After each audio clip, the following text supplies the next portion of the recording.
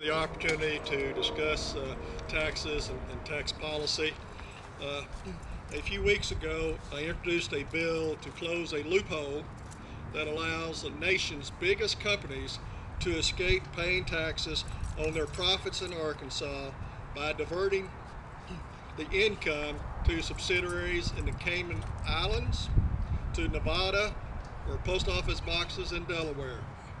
My bill would require multi-state corporations to use an accounting rule known as combined reporting. Like their homegrown competition, such as Sherwood Tire, a small business that supports 3 generations in this family-owned small business. Sherwood Tire pays income tax on its Arkansas income. However, the multi-state corporations that sell tires in Sherwood do not.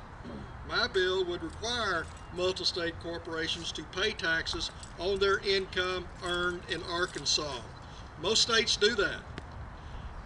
However, lobbyists filled the committee room.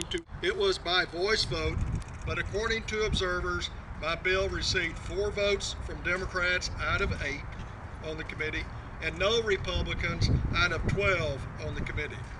Who are the losers? The small business owners like Sherwood Tire and the working families of Arkansas who don't have the loopholes. And the winners were the large multi-state corporations like ExxonMobil, made $19 billion in profits in '09, but paid no federal income tax. Like Bank of America, received a $1.9 million tax refund from the IRS last year, although it made $4.4 million in profits. And the list goes on. But the behavior of those corporations who fail to pay their share of taxes has been enabled in Washington, and I'm sad to say in Little Rock, who do the bidding for special interests rather than looking out for the interest of ordinary working families and the middle class. I noticed in an editorial in the Arkansas Democrat Gazette this morning a quote that I agree with. Our federal tax system is, in short, utterly impossible, utterly unjust, and completely counterproductive. It reeks with injustice and is fundamentally un-American. Now, I agree with that statement. I agree with that statement that Ronald Reagan made in 1983.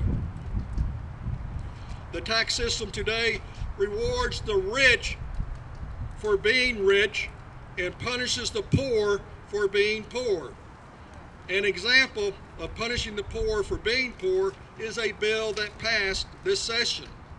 Most of us are aware of the $330 million deficit in the Unemployment Trust Fund.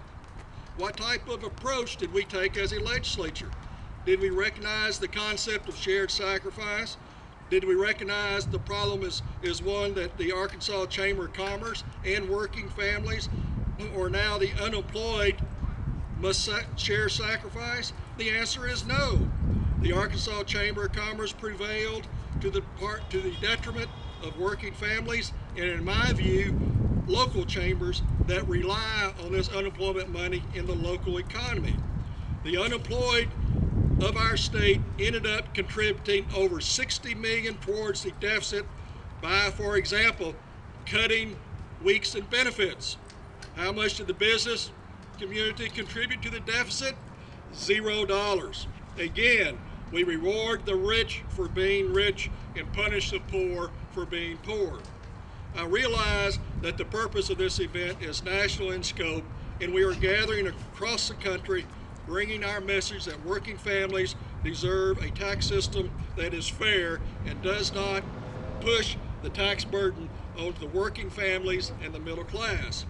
Today, it is time to demand that everyone, especially the most profitable corporations, be required to pay their fair share of taxes. Thank you very much for your attention.